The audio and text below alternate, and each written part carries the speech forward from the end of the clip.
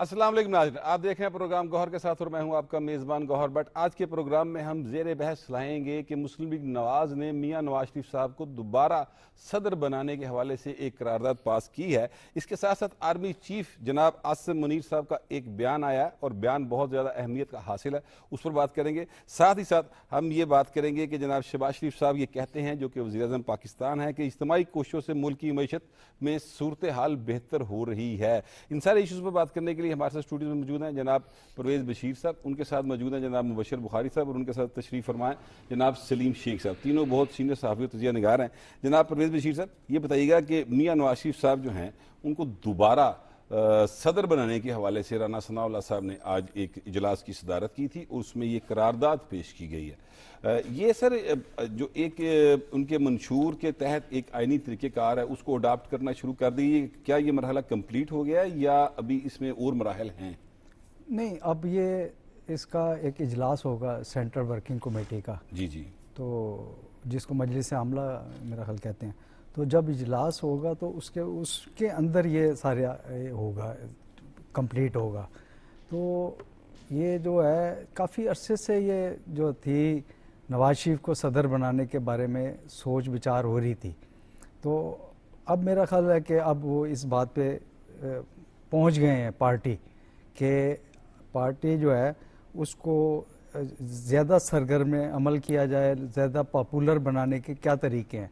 और शहबाज शरीफ जो है वज़ीर, जो इनके पार्टी के जो सदर हैं इस वक्त, वो जो हैं ज़ाहिर है वो बहुत मसरूफ़ हैं और पार्टी जो है वो थोड़ा सा जो है पार्टी के अंदर जो है कुछ मुख्तलिफ बोलियां बोलने लोग लग गए थे और उसके अंदर थोड़ा सा कुछ बड़े बड़े कुछ नाम भी हैं, वो अपना टीवी पे आके वो और किस्म की गुफ्तगू करने लगे थे। मेरा ख्याल जब नवाज शरीफ सदर बन जाएंगे तो ये तमाम चीज़ें जो है ना ये सारी इसको कंट्रोल में आ जाएंगी। एक तो पार्टी मज़ीद मुस्तहकम हो जाएगी और पार्टी में जो मुख्तलिफ़ किस्म के ख़यालात का इज़हार किया जा रहा है वो उसमें यकसुई पैदा हो जाएगी और जो है पार्टी जो है आइंदा के लिए वो मेरा ख्याल है मज़ीद मजबूत हो जाएगी। लेकिन सर बात यह है कि जब पार्टी इक़्तिदार में होती है, बरसरे इक़्तिदार होते हैं, अब देखिए पंजाब में भी मुस्लिम लीग नवाज़ की हुकूमत है, अवाम ने मैंडेट दिया उनको, फेडरल में भी उनके पास हुकूमत है और उन्होंने तो एक दूसरी जमातों के साथ मिलकर बेशक हुकूमत बनाई है, लेकिन बहरहाल मुस्लिम लीग नवाज़ जो है वो इस वक्त लीड कर रही है इस हुकूमत को। तो उसमें तो पार्टी का मजबूत ऑटोमेटिकली होना नहीं बनता।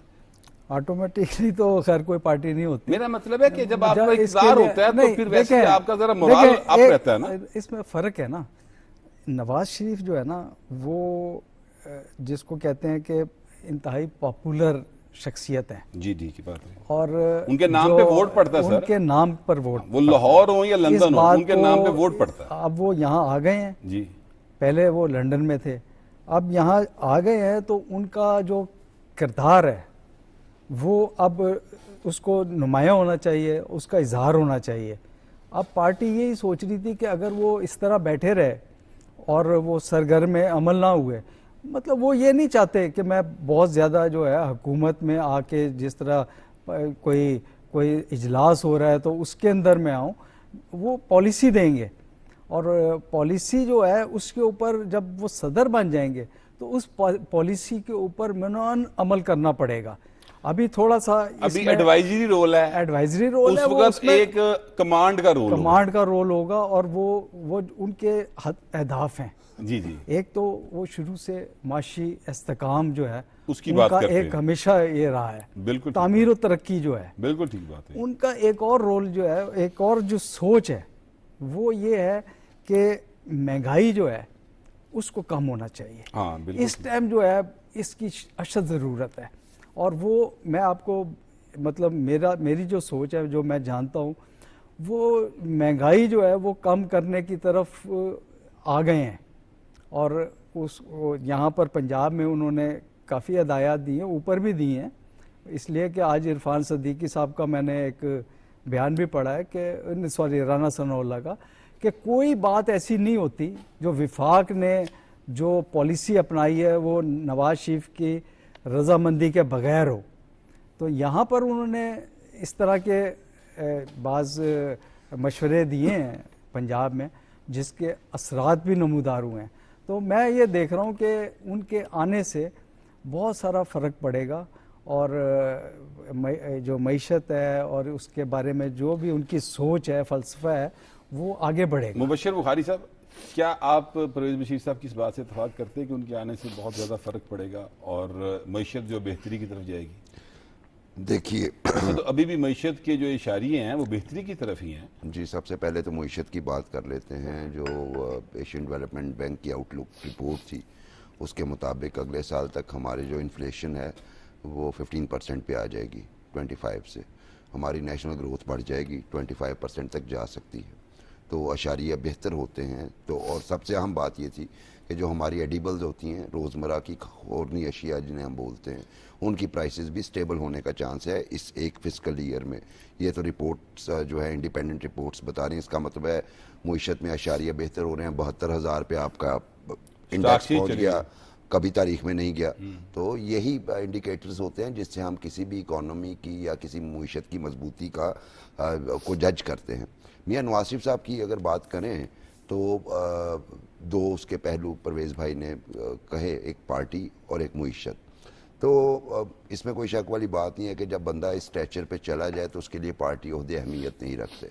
यानी मियां नवाज शरीफ अगर कायद भी रहें तो मियां नवाज शरीफ हैं, अगर वो सदर भी बन जाएंगे तो वो मियां नवाज शरीफ सर हैं। मियां नवाज शरीफ जहाँ से खड़े होंगे ना, लाइन वहां से शुरू मैं होगी। मैं उनके पीछे ही लाइन लगेगी, मैं वही चाहे वो सदर हो या ना हो। बिल्कुल बिल्कुल। अब जब वो इस स्टेचर के हो गए हैं कि उनके लिए ओहदे बेमानी हो गए। ये भी हकीकत है कि मुस्लिम लीग नवाज भी अगर आप देखें तो मियां नवाज शरीफ के बगैर मुस्लिम लीग नवाज नहीं रहती। बिल्कुल ठीक है। अब प्रॉब्लम क्या बनी, क्यों ये जो मेरी नाक़िस अकल में और जो गुफ्तगू के बाद हासिल वसूल हुआ वो कुछ यूँ है कि मियां नवाज शरीफ के सदर ना होने से या उनका एक्टिव रोल, एक्टिव पोर्टफोलियो ना होने की वजह से बहुत सारे इनकलाबी जो पार्टी के अंदर हैं वो नाराज़ हैं। वो उस तरह से वो डिसइंटरेस्टेड है, नाराज़ ना कहें, डिसइंटरेस्टेड है, पार्टी में एक्टिवली रोल प्ले नहीं करना चाह रहे। तो इन चीज़ों को मद्देनज़र रखते हुए ये फैसला किया गया कि मियां नवाज शरीफ को दोबारा उनकी पोजीशन पे लाया जाए। क्योंकि देखिए मियां नवाज शरीफ है लीडर, मियां शहबाज शरीफ है एडमिनिस्ट्रेटर, वेरी गुड एडमिनिस्ट्रेटर। ये बात ठीक है। तो पार्टी जो है अब चूंकि वो प्राइम मिनिस्टर हैं, एंगेजमेंट्स वाली बात कर दी परवेज़ भाई ने। अब पार्टी में जिस ग्राफ पे अब खड़ी हुई है पार्टी, मतलब अब आपने बाई इलेक्शंस भी जीत लिया, इससे आगे जाना चाहते हैं और उन्हें पता है इससे आगे जाने के लिए हमें मियां नवाज शरीफ की ज़रूरत होगी। दूसरी बात कि ये बात ठीक है कि जितने मियां शहबाज शरीफ भी मशवरा जो करते हैं गो हेड लेते हैं, मियां नवाज शरीफ से लेते हैं, मरीम नवाज गो हेड अपने वालिद मोहतरम से लेती हैं, इसमें कोई शक नहीं। लेकिन जब आप एक सीट पे बैठे हैं, एक ऑफिस होल्ड कर रहे हो पार्टी का, तो फिर चीज़ें तब्दील हो जाती हैं, आपकी कमांड बेहतर हो जाती है, आप जो है हर चीज़ की लूप में ज़्यादा बेहतर तरीके से रह सकते हैं। सो एडमिनिस्ट्रेटिवली भी आपको इम्पैक्ट नज़र आएगा। चूँकि मियां नवाज शरीफ का एक गुण तो है कि वो गरीब परवर हैं और वो लाजमी तौर पे मुझे ये लगता है कि वो उनके जो साबिक दौर थे ना, जब वो प्राइम मिनिस्टर थे और जब उनको पनामा में से कामा निकाल कर जो है उनकी वजारत उज़्मा उनसे छीनी गई थी, उस दौर में अगर आप नोट करें तो जो डॉलर है वो स्टेबल था। डॉलर स्टेबल होने के नतीजे में जो आम आदमी की जो चीज़ें हैं वो बहुत ज़्यादा रीच में थी। सर सिंगल डिजिट में था इन्फ्लेशन रेट जो था, सिंगल डिजिट में इन्फ्लेशन रेट था। और आपका जो पेट्रोल देख लें, बिजली के रेट देखें, फिर आटा 5.8 पे जो 5.8 पे ग्रोथ चली गई थी। तो मियां नवाज शरीफ की हमेशा से ये कोशिश रही है कि वो आम आदमी को रिलीफ दे सके। और लेकिन शायद ये मसला ये है कि अभी तो वो प्राइम मिनिस्टर नहीं है, प्राइम मिनिस्टर हैं उनके भाई, जिनकी बतौर एडमिनिस्ट्रेटर उनके मुखालफिन भी तारीफ करते हैं। वो ये इस बात से किसी को इख्तलाफ नहीं हो सकता कि मियां शहबाज शरीफ जो है वो एक अच्छे एडमिनिस्ट्रेटर नहीं है। दूसरे मुमालिक भी करते हैं। दूसरे ममालिक भी तारीफ करते बल्कि हैं। चीन तो उनके लिए जो है ना हाँ वो जी। शहबाज स्पीड का नाम स्पीड उनको का अलग नाम। वो दे चुके हैं, शहबाज वो स्पीड जिस का तरह नाम काम देते करते हैं और यानी वो एक टर्की के जो सदर इस्तारा बन गए एक्चुअली। इस्तारा बन वो गए भी कि बड़ा परफॉर्मेंस का। मतलब- हाँ, यानी अगर परफॉर्मेंस। काम किसी ने परफॉर्मेंस करना का है इस्तारा तो बन वो गए फिर शहबाज हैं। शरीफ लेकिन करते मैं ये कह रहा हूं कि अब अगर मियां नवाज शरीफ साहब सदर बन जाएंगे तो जैसे ये कह रहे थे परवेज बशीर साहब कि उनके सदर बनने के बाद कमांड की पोजीशन में आ जाएंगे कि मैंने ये कहा है तो ये करना है। मेरा ख्याल है कि ये सूरत हाल तो पहले भी है। शहबाज शरीफ साहब को जो वो कह देंगे शहबाज शरीफ साहब वही करेंगे। जी वो ऐसा ही है, लेकिन उसमें जब आप सदर होते हैं तो आपकी एक्सेस, आपका कांटेक्ट अवाम से ज़्यादा हो जाता है, जो सबसे अहम बात यह है। मियां नवाज शरीफ की पुरानी आदत आपको याद है, खुली कचहरियाँ लगाने वाली। जी जी याद, मैं कवर करता रहा हूं और सर। उसके बाद बिल्कुल परवेज साहब, बिल्कुल परवेज परवेज साहब साहब की- तो हाँ, हम खुद कवर करते रहे। मियां नवाज शरीफ में ये क्वालिटी थी कि वो अवाम से डायरेक्ट कांटेक्ट में, डायरेक्ट लियाइजोन में रहना पसंद करते जी, जी। हैं। अच्छा, आप अभी देखें तो इलेक्शन के बाद से लेके अब तक वो कांटेक्ट जो है उस तरीके से नहीं है। जब वो सदर बनेंगे तो फिर पूरे पाकिस्तान से नुमाइंदगान भी आएंगे, ऑफिस बेरर्स भी आएंगे, वर्कर्स भी मिलने आया करेंगे। वर्कर्स के मसाइल का ज़्यादा बेहतर तरीके से इदराक होगा और उसकी रोशनी में वो जो गाइड करेंगे तो वो ज़्यादा इफेक्टिव होगा। परवेज़ भाई का पॉइंट भी गालिबन यही था कि उस सूरत में आप वेल अवेयर होते हैं वर्कर्स के मसाइल से, अवाम के मसाइल से। अभी आपको गवर्नमेंट की तरफ से आता है जनाब ये इशू है, ये हम पॉलिसी बना रहे, कर दें या ना करें, अपनी एडवाइस देते हैं। लेकिन उस पोजीशन में चूंकि उनकी अंडरस्टैंडिंग ज़्यादा बेहतर होगी और वो मेरा ख्याल है ज़्यादा बेहतर तरीके से ठीक है, गाइड कर इसमें मेरा पाएंगे। ख्याल अब कोई लीगल हर्डल तो बाकी नहीं है मियां साहब के प्रेसिडेंट बनने में।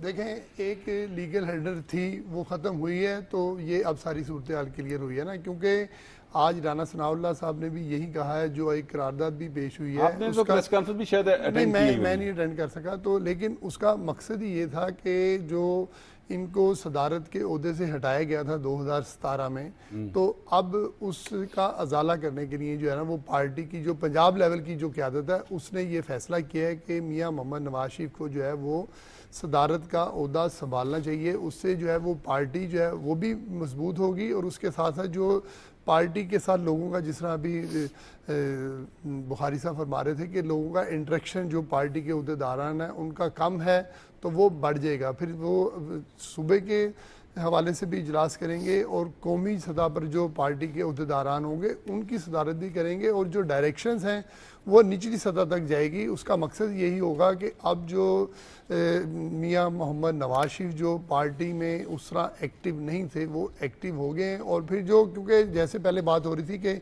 वोट जो है वो सिर्फ नवाज शरीफ का है, तो अब इसके लिए एक ये भी तो वर्किंग करनी है ना कि अब आइंदा जब भी 5 साल बाद इलेक्शन होंगे तो इलेक्शन में फिर जो वोट अगर लेने जाना है तो फिर भी नवाज शरीफ के नाम कोई वोट मिलना है ना, तो जैसे अब सूरत हाल है, तो इसलिए ये सारी जो है वो कैलकुलेशन की गई है। और उसके बाद जो है वो फिर आज पंजाब की तंजीम ने जो है वो एक करारदाद के ज़रिए उनको दोबारा से जो है वो सदर बनाने के लिए जो है वो कहा है। अब देखें कि बाकी जो तंजीमें हैं वो भी इसी किस्म की करारदाद देकर आएंगी, और फिर उसके बाद जो है अब जो मियां मोहम्मद नवाज शरीफ साहब सदर बन जाते हैं तो फिर जो 180H का जो माल्टोन में दफ्तर है वो प्रॉपर तौर पर आबाद हो जाएगा, और वहाँ पर जो है वो रौनक जो है वो कारकुनान की लगना शुरू हो जाएगी, और जो अहदेदारान है वहाँ पर आएंगे। और जो मेरे पास इतला है वो भी यही है कि मियां मोहम्मद नवाज शरीफ जब सदर बन जाएंगे तो इस दफ्तर को आबाद करेंगे। और फिर जो परवेज साहब, मैं परवेज साहब से एक सवाल पूछना चाह रहा हूँ। परवेज साहब, मियां साहब की राह में कानूनी रुकावटें तो खत्म हो गई, वो इलेक्शन से पहले ही खत्म हो गई थी, तभी तो वो इलेक्शन कंटेस्ट कर सके, और सारी केसों से वो बाइज्जत बरी हो चुके हैं। अब जिन लोगों ने ये झूठे केस बनाए सर, उनको छोड़ दिया जाए, कोई बात उनके ऊपर नहीं की जा सकती। देखिए, ये जो आपका पूरे मुल्क ने सफर किया सर। आपका जो सवाल है बड़ा पेचीदा किस्म का है, इसका जवाब इस वक्त देना कि जिसको कहते हैं कि लोग बैठ के प्रेस कॉन्फ्रेंस किया करते थे कि हाँ, ये भी आ गया, ये भी आ तो गया। अगर आप जो बात कर रहे हैं ना, ये बात सिर्फ एक ये सवाल ये इसका नहीं है, ये पूरे सिस्टम की बात है जो आपने सवाल किया है। अब या तो फिर आप पूरे सिस्टम को बदलें, और सारी सियासी पार्टियां जो हैं ये मिलके ही कर सकती हैं। जी बिल्कुल ठीक बात। और ये नहीं हो सकता कि एक सियासी पार्टी जो है वो इस बात के, इसलिए कि हर एक की अपनी अपनी हिस्ट्री है गौर साहब। बिल्कुल ठीक बात। अब कल अमीर जमात इस्लामी जो हैं वो ये कह रहे थे कि जिसने चलती हुई हुकूमत को हटाया है वो भी पछता रहे हैं और ये बड़ा जुल्म किया है। तो मैं ये सोच रहा था कि हर एक की अपनी अपनी हिस्ट्री है हर एक कि की अपनी 2017 में जो चलती हुई हुकूमत को हटाया था उसकी क्यों नहीं बात करते? मैं तो चाहता हूं कि उसकी बात हो, लेकिन अब कुछ लिमिटेशंस भी होती हैं। मगर मैं ये कह रहा हूं कि देखिए मुस्लिम लीग नवाज का, अल्लाह करे कि जो आप बात कर रहे हैं वो ऐसा वक्त आ जाए कि ये वाला सिलसिला जो आप बात जिधर इशारा कर रहे हैं ये सिलसिला खत्म हो जाना चाहिए। मैं एक और तरफ भी इशारा करना चाह रहा हूं, और वो इशारा क्या बल्कि खुल के बात करते हैं कि ये देखिए कि 2017 में जहां पे मईशत के पहिए को ब्रेक लगाई गई थी जी, अब नए सिरे से उस मईशत के पहिए को उससे बहुत पीछे शायद ट्रैक से उतार दिया गया था, अब दोबारा से उसको लाया जा रहा है। आज शहबाज शरीफ साहब जो हैं, और ये बात मैं बल्कि बड़े क्या कहते हैं खुश हूं मैं इस बात के ऊपर जो मियाँ साहब कह रहे हैं, क्योंकि मियाँ साहब कोई बात हवा में नहीं करते। खासतौर पे शहबाज शरीफ साहब जो है ना वो बड़े नपी तुले अंदाज में गुफ्तगू करने के आदी हैं। उन्होंने कहा कि इज्तिमाई कोशिशों से मुल्की मईशत की सूरत बेहतर हो रही है जी जी, और ये हमें नजर भी आ रहा है। तो एक दफा फिर मुबशर बुखारी साहब सूरत हाल को तरीके से बेहतर करने की कोशिश की जा रही है, लेकिन कुछ लोग हैं जो रखना डालने की कोशिशें कर रहे हैं, तो उनको किस तरह से डील करना चाहिए? आज का बयान दूसरा भी आपकी नज़र उस में पर बाद में डिस्कस करते हैं क्योंकि टाइम शॉर्ट है। तो ब्रेक पे जाने से पहले मैं चाह रहा था कि जो वज़ीर-ए-आज़म पाकिस्तान ने कहा उस पर बात कर लें। देखिए, आपने बिल्कुल ठीक कहा। 2017 में मुईशत की गाड़ी के पहिए निकाल के साइड पे रख दिए गए, अब वो जंगालूद हो चुके हैं, अब उन्हें दोबारा फिट किया गया और ग्रीसिंग भी की जा रही है। ग्रीसिंग के नतीजे में अब मुझे यही डिक्शन इस्तेमाल करना पड़ेगा, वो पटरी पे चढ़ गए और चल रहे हैं और बेहतरी की तरफ जा रहे हैं। अब दोबारा रखना डालेंगे तो सफ़र कौन करता है भट्ट साहब? सफ़र करती है गरीब आवाम। उस वक्त भी सफ़ेद पोश तबका, सफ़ेद पोश तबका, और मतलब सफ़ेद पोश तबका तो जिस तरह करता है उससे निचले लेवल पे आप देखें कि 17 के बाद आपकी 10% पॉपुलेशन का इजाफा हुआ बिलो पॉवर्टी लाइन में, यानी सफ़ेद पोश तबका सफ़ेद पोश नहीं रहा, वो बिलो पॉवर्टी लाइन चला गया 10% अफराद। तो कौन जिम्मेदार है इसका? और जब अवाम को ये शऊर आएगा कि कौन जिम्मेदार है, तो मेरा ख्याल है कि अच्छा कुछ लोग जो है ना वो दूसरों के ऊपर डाल देते हैं बातें, जब आप खुद इस्तेमाल हो रहे होते हैं तो उस वक्त आपको समझ नहीं आ रही होती।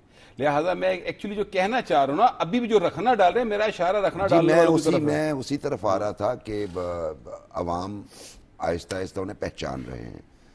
अभी हालिया जिनकी तरफ आपका इशारा है, अभी जो बाई इलेक्शन, मेरा पीटी की तरफ इशारा है, बड़ी क्लियर बात। मैं भी वही कह रहा हूँ, बाई इलेक्शंस हुए पंजाब में, कितनी सीट्स हैं? चलिए उसको छोड़ दें, केपी में एक सीट नेशनल की, एक सूबाई की, इवन बाजौड़ में वो मुबारक ज़ेब खान दोनों सीटें आज़ाद कैंडिडेट जीत गया। ये बहुत बड़ा इंडिकेटर है कि वो रखना को, और वो जो लेम एक्सक्यूज़ थे, जो ब्लेम गेम थी और जो लेग पुलिंग थी, वो कम अज़ कम आवाम को शऊर आना शुरू हो गया है। इसलिए वोटर डीमोटिवेट हुआ, इसलिए वोट्स जो हैं उस तादाद में नहीं पड़े, और ये तो हो गया अवामी रद्द-ए-अमल। लेकिन मेरा ख्याल है कि इस पे हमें बैठ के कोई हल निकालना पड़ेगा फ्यूचर के लिए, कि कोई इस्तेमाल ना हो, सबको कलेक्टिव विजडम से काम लेना पड़ेगा, लेजिस्लेशन करनी पड़ेगी। जब किसी के बारे में ये यकीन हो जाए कि इसने रखना डालने की कोशिश की, और माफ़ कीजिएगा भट्ट साहब, मुझे बड़ा शिकवा है अरबाब इख्तियार से और इवन हमारी जो रूलिंग पार्टीज़ हैं, कि एक इतना बड़ा वाक़या हुआ था कौमी असम्बली वाला, उसमें अभी तक मैं नहीं देख रहा कि वो जो उस वक्त के डेप्यूटी स्पीकर थे उनके खिलाफ कोई कार्रवाई क्यों नहीं हो पा रही।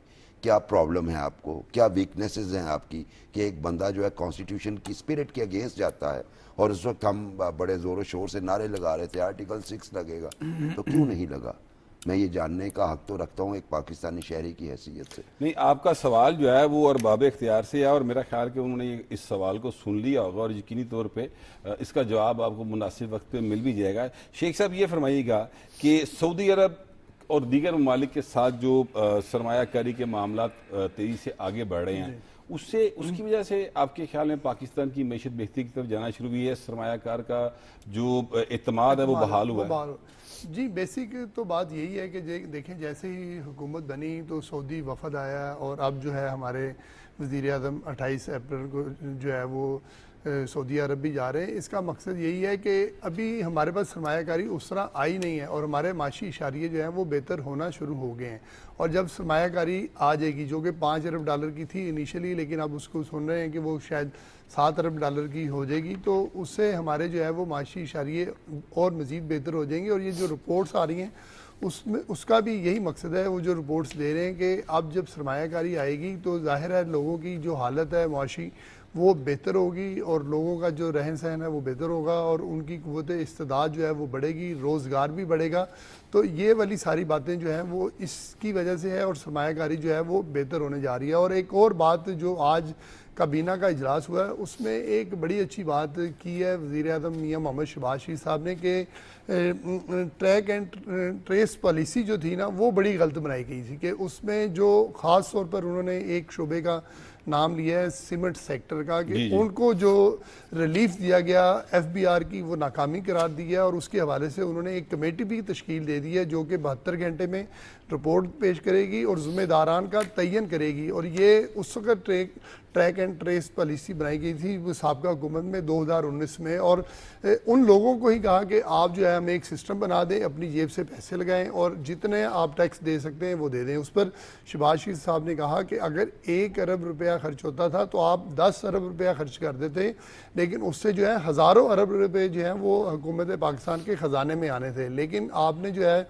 वो सिस्टम लगा के और उन्हीं के हवाले कर दिया कि 2 लाइनों से जो है आप वो सिस्टम को जो है वो मॉनिटर करें और बाकी जो 10 लाइनें हैं वो वहाँ से टैक्स ना लिया जाए। और ये अब मैं समझता हूँ जो वज़ीर आज़म शहबाज शरीफ साहब ने ये जो कमेटी अनाउंस की है तो इसमें जो बड़े बड़े नाम हैं FBR के वो ज़िम्मेदार करार पाएंगे और उनके ख़िलाफ़ जो है वो कोई बड़ा सख्त एक्शन भी होगा। एक्शन के बगैर मैं ये समझता हूँ कि जो आज वज़ीर आज़म शहबाज शरीफ साहब ने कहा है तो वो उनकी जान नहीं छूटने वाली। बिल्कुल, जो लोग पाकिस्तान के माशी निज़ाम को या कानूनी निज़ाम को ज़ख्म पहुँचाते हैं और जो नुकसान पहुँचाते हैं उनके खिलाफ एक्शन होना बहुत ज़्यादा ज़रूरी है।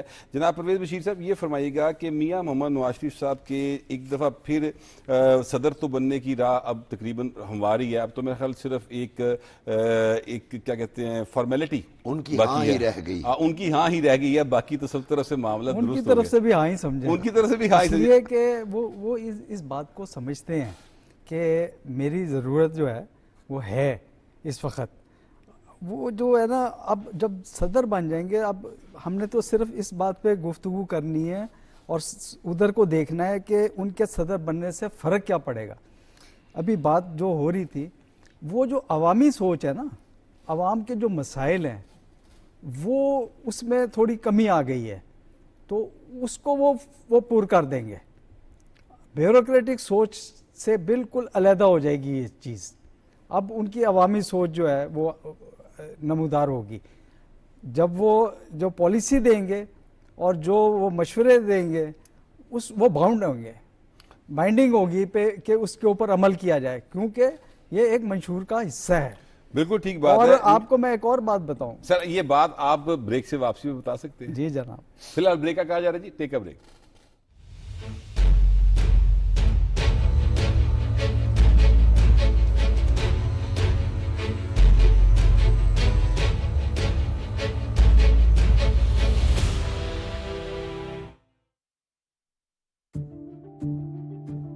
सच क्या है और फरेब क्या? सच जानने का हक आपका भी है और मेरा भी। क्या कर रहे हैं हम सच के साथ इंसाफ?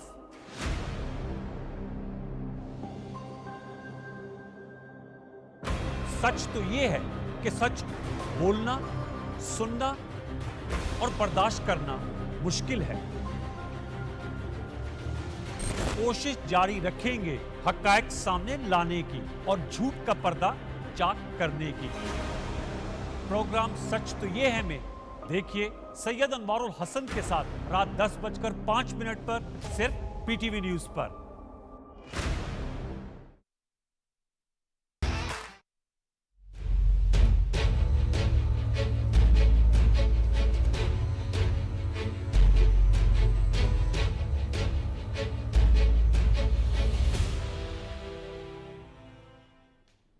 Welcome back. प्रवीण साहब, आप जो है पहले कुछ कह रहे थे जब ब्रेक पे जाने से पहले मियां नवाज शरीफ के सदर बनने के हवाले हाँ, से। वो तो मैं अवामी सोच की बात कर जी। रहा था कि वो अब ज़्यादा बेहतर तरीके से एक नमूदार शख्सियत की होगी। जानिब से दरखास्त दी गई थी, हाँ, उनको वो फिर सदर से के ओहदे से हटा दिया गया था, तो फिर वो अब शख्सियत कहाँ है?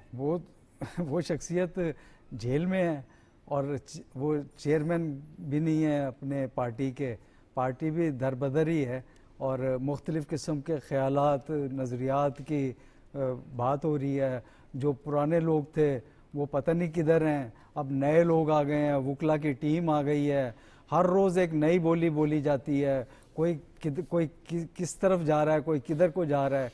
इसलिए कि उन्होंने एक पार्टी में जिस तरीके से जिन लोगों से फ़ायदे हासिल किए, जिन लोगों के से जो उंगली पकड़ के जिसकी चले, उन्हीं पे सारा इन्हिसार था उनका। वो खुद कहते थे असम्बली के अंदर कि ये जो कोरम है वो पूरा करते हैं, कवानीन जो होते हैं वो पूरा वो उसके लिए हमें उनका सहारा लेना पड़ता है। आपको याद होगा ये वाली बात पूरे करने पड़ते हैं जी।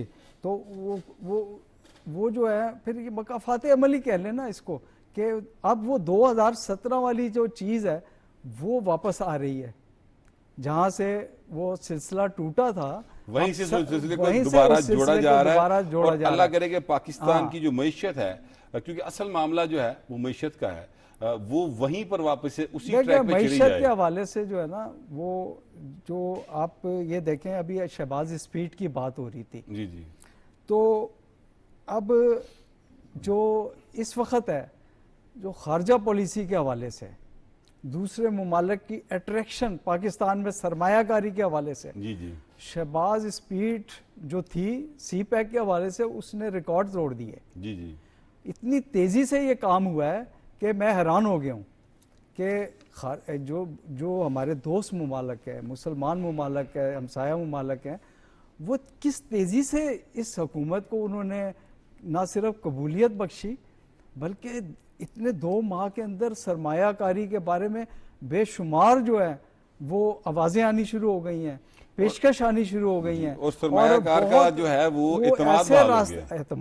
एतमाद तो यहाँ का जो सरमायाकार है, सनतकार है, उसका भी एतमाद बहाल हुआ है और दूसरे ममालिक जो हैं वो इधर देख रहे हैं कि सरमायाकारी करनी है हमने। और अब ये जो शहबाज शरीफ जो है वज़ीर आज़म, वो सऊदी अरब जा रहे हैं, वो उनका दौरा जो है वो ये इस बात का पेश खेमा है कि सऊदी अरब का जो वफद आएगा वो कितना हैवी मैंडेट और जो हैवी सरमायाकारी और क्या पॉलिसी लेकर आएगा। मुबशर बुखारी साहब, आपके चेहरे की मुस्कुराहट मुझे बता रही है कि आप कुछ कहना चाह रहे हैं, इस पर आप जल्दी से बात कर लें, उसके बाद फिर मैंने आर्मी चीफ का जो बहुत अहम बयान है उसकी तरफ आना है। मैं ये अर्ज़ कर रहा था कि बहुत बड़ा सबक पाकिस्तान की सियासी तारीख में छुपा है।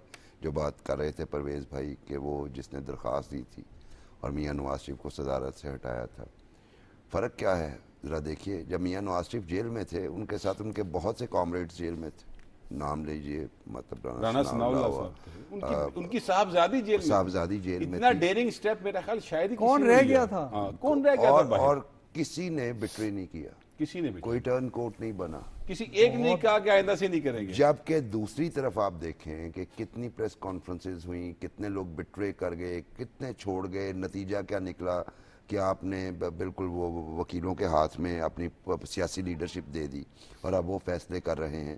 तो ये मुकाफात अमल है। एक और जो मैं दरमियान में बात, हम अवामी उसकी तो बात कर रहे हैं, लेकिन हम एक फैक्ट को इग्नोर कर रहे हैं कि मियां नवाज शरीफ जो हैं वो कौमी असम्बली के रुकन हैं और वो कौमी असम्बली में भी जाएंगे और वहाँ बैठ के भी वो गुफ्तगू सुनेंगे और वहाँ पे बैठ के डायरेक्शन भी देंगे।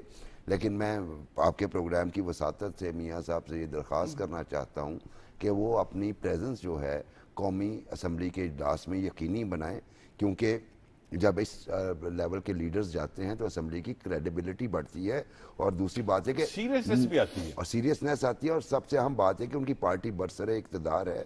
उनकी परफॉर्मेंस पे उन्हें जब अंदाज़ा होगा कि मियां नवाज शरीफ बैठे हैं, उनकी परफॉर्मेंस असम्बली में और असम्बली के बाहर ज़्यादा बेहतर होगी। जनाब सलीम शेख साहब, ये आर्मी चीफ साहब ने आज एक बयान उनकी तरफ से आया है जनाब जनरल आसिम मुनीर साहब की तरफ से, उसमें कहा गया कि मनफी प्रोपेगेंडा तरक्की और खुशहाली के लिए काम से नहीं रोक सकता, जिसका मतलब ये है कि मनफी प्रोपेगेंडा हो रहा है बिल्कुल और ये कहना उसको नोटिस किया गया है हाईएस्ट लीडरशिप की जानिब से, तो सर उसको किस तरह से रोका जाना चाहिए? कहीं कोई आज़ादी इजहार के झंडे लेके हम लोग बाहर तो नहीं आ जाएंगे, कोई रोकेगा तो? देखिए, मैं समझता हूँ कि पूरी दुनिया में कानून साजी होती है और ये नहीं होता कि आप जो हम लोगों से मेरी मुराद ज़ाहिर है हम साफ़ी हैं और साफ़ी हमारी हैं, साफ़ी तो- तंजीमें जो हैं वो फिर आ जाती है ना कि जनाब आज़ादी इजहार बड़ा आज़ादी खतरे में बढ़ आज़ादी गया। इजहार पर मैं ये समझता हूँ कि जो ज़िम्मेदार सहाफ़ी हैं वो तो ऐसी कोई बात नहीं करते जब तक कि उनको ये इल्म ना हो कि इस बात ये दुरुस्त है या नहीं। ये आजकल जो बात मैं समझता हूँ जिस तरह जनरल आसिम मुनीर साहब ने की है, ये शायद उन लोगों के लिए ज़्यादा की है जो कि सहाफ़ी कम और यूट्यूबर ज़्यादा हैं और उन लोगों ने जो है ये एक रखना डालने की कोशिश कर रहे हैं और उनके बारे ये कहा गया है कि आप लोग जो है वो झूठा प्रोपेगेंडा ना करें, हम जो तरक्की का सफ़र जारी रखे हुए हैं उसको जारी रखेंगे और किसी को इस तरक्की के सफ़र में जो है वो रुकावट नहीं बनने दिया जाएगा। और मैं ये समझता हूँ कि ऐसा ही होना चाहिए। उसकी वजह यह है कि पाकिस्तान जो है वो तरक्की उसी वक्त कर सकता है कि जब हम सियासी तौर पर जो है इस्तेकाम का शिकार हो जाएँ। और ये जो लोग बैठे हुए जिनके हवाले से अभी तक कोई प्रॉपर कानून साजी नहीं है, तो वो लोग जो है इसमें रखना डालने की कोशिश कर रहे हैं। देखें, जो लोग एक जेन्युइन साफ़ी है, चाहे वो टीवी पे काम कर रहा है या अखबार में काम कर रहा है, तो उसके ऊपर चेक एंड बैलेंस बहुत ज़्यादा है। अगर हम टीवी में काम करते हैं तो हमारे ऊपर एक अथॉरिटी है पैमरा, वो इसको नज़र रख रही होती है कि कोई शख्स जो है वो झूठ तो नहीं बोल रहा। तजिया देना तो एक अलग बात है, लेकिन खबर की हद तक तो वो उसको देखा जा सकता बिल्कुल है। ठीक बात है। तो लिहाजा एक सहाफ़ी की भी अपनी जिम्मेदारी होती है, क्योंकि उसने अपनी क्रेडिबिलिटी भी बनानी होती है कि मैं कोई गलत खबर दूंगा तो फिर मेरा अदारा ही मुझसे कम से कम पूछ लेगा। तो लिहाजा ये बात जो लोग सोशल मीडिया पर बैठ के कर रहे हैं, ये पैगाम उनके लिए और उनके लिए भी कानून साजी होनी चाहिए। शेख साहब मैं मादर आप पिदर मैं आज़ाद जो है, गुजारिश उसको करूं नहीं होना मुबशर चाहिए। बुखारी साहब, मामला ये है कि आईने पाकिस्तान जो है ना वो हर पाकिस्तानी शहरी के ऊपर लागू होता है और तमाम शहरी जो हैं उस पर अमल करने के पाबंद हैं। अब इस आइन के अंदर एक आर्टिकल है, आर्टिकल 19, जिसको आज़ादी इजहार से मुतल्लिक यानी कहा जाता है कि वो आज़ादी इजहार से मुतल्लिक है। उसमें कुछ हम पर रिस्ट्रिक्शंस लगाई जाती हैं, सिर्फ हम पर नहीं, वो सारे पाकिस्तान के ऊपर लगती है। तो जब उन रिस्ट्रिक्शंस को क्रॉस किया जाता है तो क्या आइन की खिलाफ वर्जी नहीं हो रही होती? बिल्कुल हो रही होती है भट्ट साहब, और उसमें हमारे पास कुछ लॉ तो एग्जिस्टिंग हैं, ठीक है। डिजिटल मीडियाज़ के हवाले से आपका आ चुका हुआ इलेक्ट्रॉनिक मीडिया रेगुलेशंस आ चुकी हैं, उनकी वायलेशन भी हो रही है। सबसे अहम बात यह कि अगर आप सिर्फ डेफेमेशन लॉ को इन लेटर एंड स्पिरिट इम्प्लीमेंट कर दें और उसका आउटकम भी आना शुरू हो जाए तो आप देखिएगा ये बहुत कम रह जाएंगे। एक बात ये, आप लॉ बना लीजिए लेकिन अगर लॉ को इम्प्लीमेंट ही नहीं करेंगे तो सूरत हाल यही रहेगी। अच्छा, दूसरी बात यहाँ पे ना एक हमें मजबूत कैंपेन करनी पड़ेगी रियासत पाकिस्तान को डिजिटल मीडिया लिटरेसी के हवाले से, ताकि वो लोग जो मासूम लोग शेयर रीपोस्ट कर रहे होते हैं उन्हें भी कोई आए कि इस तरह नहीं करना चाहिए। लेकिन आपने सहाफ़ती तंजीमों की बात की, जो मतलब किसी के खिलाफ भी कुछ हो जाता है। सबसे पहली बात तो ये मुझे कहने की इजाज़त दीजिए, हमारे मीडिया हाउसेज में भी गॉसिप्स को सीरियस खबर के तौर पे चलाने का रिवाज शुरू हो चुका है। जी बिल्कुल हो चुका है। चूंकि एडिटोरियल कंट्रोल खत्म ये हो रिवाज गया। बहुत पुराना है, ये बहुत पुराना है, ये प्रिंट मीडिया के दौर में भी होता था। बिल्कुल होता हम था। सब लोग तबके ही हैं जर्नलिज्म में, जब प्रिंट मीडिया हुआ था। लेकिन बात साहब है ना, वो उसको कंट्रोल करता था ना। ये बात एडिटोरियल कंट्रोल तो था ना। हाँ वो था। अगले दिन माजरतें भी छपती थी आपके मेरे बिल्कुल दौर ठीक और में। वो जो शर्मिंदा भी होता था वो सहाफ़ी जो जी, है बिल्कुल ठीक जो है। गलत खबर दे देता अब था। उसमें सिंपल था, जो वेस्ट में भी इस बात पे बड़ी हुई है और मैं कुछ डिस्कशन का हिस्सा भी रहा हूँ इंटरनेशनल फोरम्स पे, कि ये वो बला है जिस पे काबू नहीं पाया जा रहा। ये जो सोशल मीडिया की है, इसके ज़रिए आप मिस इन्फॉर्मेशन एंड प्रोपेगेंडा पूरा फैला रहे हैं और दुनिया भर में यूरोप भी तंग है, यूएसए भी तंग है, एवरीबडी। या तो आपको बिल्कुल वो टाइट होके सारा कुछ ही बंद कर दें, जिस पे फिर क्वेश्चन वाकई में आ जाएगा आज़ादी इजहार का। लेकिन जो अमेरिका इसे किस तरीके से डील कर रहा है, वहाँ पे उन्होंने फैक्ट चेकर्स डेवलप किए हैं, सहाफ़त के अंदर भी सहाफ़त के बाहर भी, जो फैक्ट चेक करके एक कॉशन दे रहे होते हैं कि ये झूठ बोल रहा है। और बड़े बड़े उसमें बड़े नाम आते हैं उन फैक्ट चेकर्स में। बाकायदा उन्होंने मिलियंस ऑफ डॉलर्स की वेबसाइट्स और इस तरह की ऑर्गेनाइजेशंस बनाई हैं जो फैक्ट चेक करती हैं। हमने बदकिस्मती से पाकिस्तान में शुरू किया था, आपको याद होगा, ट्रूथ ट्रैकर के नाम से फैक्ट चेकिंग जी, बिल्कुल किया 2013 था। में। लेकिन वो आप माशी मिसाइल की वजह से माशी उसको मसाइल की वजह से जारी जो नहीं है, रख सके। उसको जारी नहीं, लेकिन उसका आउटकम और उसका इम्पैक्ट बड़ा शानदार था। और लोग खामखा किसी पे इल्ज़ाम तराशी पे मसलन हमने बड़े बड़े लीडर्स को फैक्ट चेक किया और हमने बताया कि ये झूठा है, इसका सच आधा सच है, इसका झूठ जो है वो 75% है। इस तरह की कैलकुलेशन करके हमने किया। इस कल्चर को भी सहाफ़ती तंजीमों की जिम्मेदारी है डेवलप करें, और जो मीडिया हाउसेज हैं उनकी जिम्मेदारी एडिटोरियल कंट्रोल को इन्हेंस करें, और हुकूमत की जिम्मेदारी है कि कम अज़ कम जो एग्जिस्टिंग लॉज हैं उन्हें ही आप इम्प्लीमेंट कर लें, तो आप इस प्रॉब्लम पे काफ़ी हद तक काबू पा सकते हैं। परवेज बशीर साहब, ये जो आज़ादी इजहार से मुतल्लिक मामला डिस्कस हो रहा है उस पर तो आप ज़रूर बात कीजिएगा, लेकिन मेरा सवाल उससे पहले एक ले लें आप।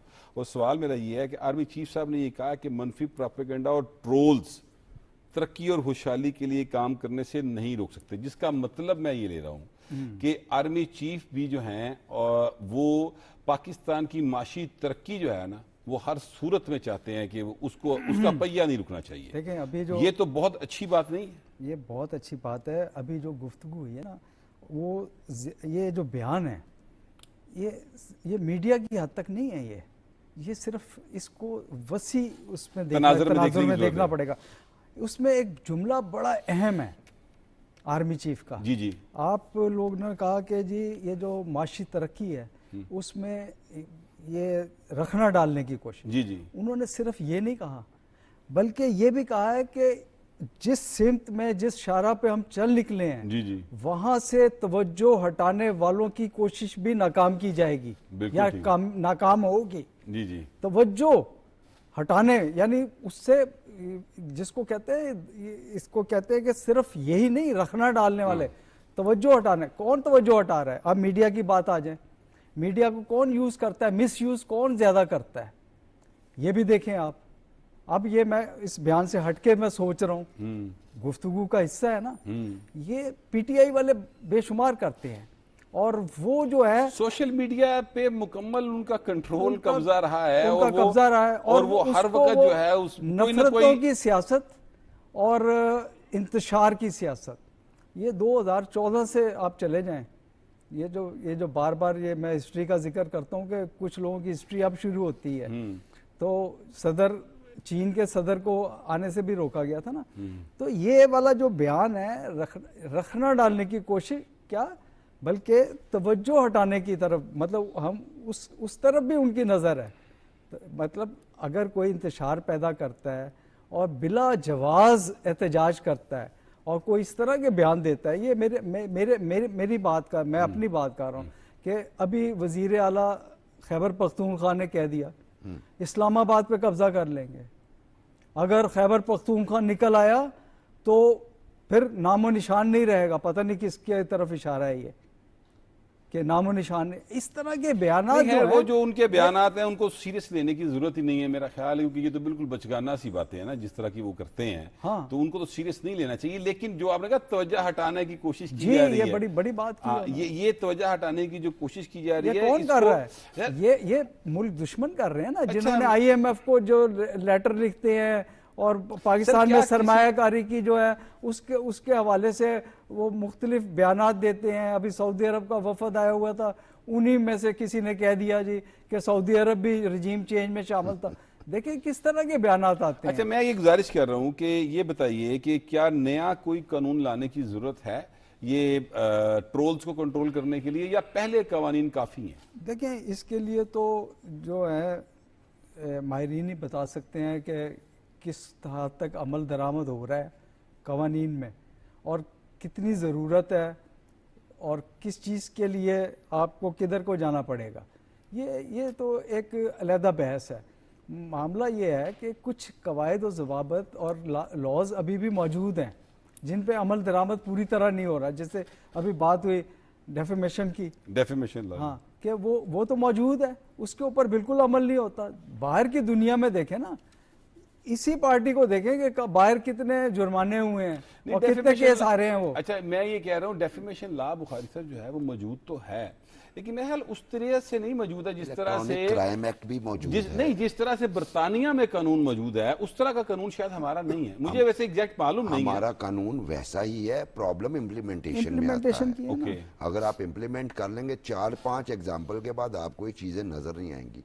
आर्मी चीफ के बयान को जिस तरह मैं ट्रांसलेट कर रहा हूँ उसमें एक चीज़ छुपी हुई है, वो ये है जीरो टॉलरेंस। जीरो टॉलरेंस, ठीक है। और अगर Okay. अब आप, और ये आर्मी चीफ ने मैसेज कन्वे किसी को भी किया, कोई भी जो इस तरह की हरकत करेगा, वो XYZ कोई भी हो सकता है, वो टॉलरेट नहीं किया जाएगा।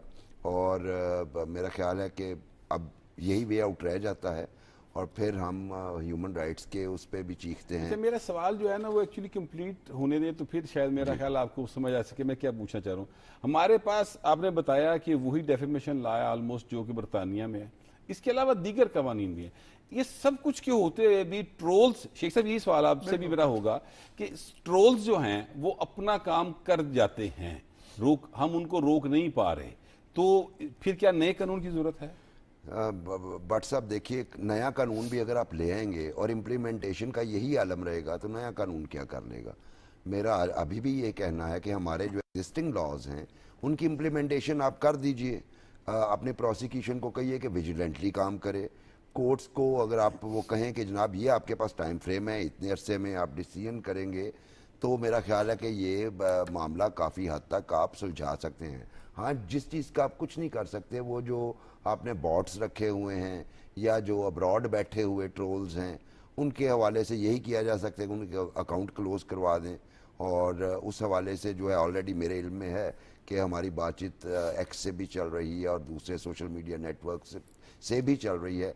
हुकूमत पाकिस्तान उनसे बातचीत में मशगूल है। हो सकता है कि वो जो हम उसके बाद ये हो कि जो हुकूमत कंप्लेंट करे कि ये ब्ला ब्ला ब्ला ब्ला अकाउंट्स जो हैं ये मिसक्रिएंट्स के हैं, इन्हें इमीडिएटली जो है वो ट्रेस कीजिए और इनको बंद कीजिए, तो उस तरफ से भी कार्रवाई जल्दी शुरू हो जाएगी। लेकिन पॉइंट वही है कि आपके पास 3-4 लॉज हैं ऑलरेडी इस चीज़ को कंट्रोल, उसको इम्प्लीमेंट कीजिए, आउटकम दीजिए और ये चीज़ कम हो शेख साहब जाएगी। टाइम शॉर्ट है, जरा इसमें- प्लीज अपना कमेंट कर दीजिए। इसमें दो चीज़ें हो सकती हैं। एक तो जो ट्रोल्स किसी के खिलाफ बात करते हैं ना, चाहे वो हुकूमत है, तो फिर कोई हुकूमती नुमाइंदा या हुकूमती शख्सियत जो है वो उसके खिलाफ अदालत में जाए और फिर उस केस को आगे लेके चले, तो फिर उससे भी काफ़ी हद तक फ़र्क पड़ेगा। और जो लोग ख़ास तौर पे सियासतदानों के ख़िलाफ़ करते हैं, तो उनमें से कोई एक सियासतदान भी इस तरह अगर वो केस को प्रॉपर फॉलो करे, तो मैं समझता हूँ कि अगर 4-5 लोगों के खिलाफ कोई एक्शन हो गया, डेफर्मेशन हो गई, उनको सज़ा हो गई, उनको जुर्माने हो गए, उनकी प्रॉपर्टी ज़ब्त हो गई,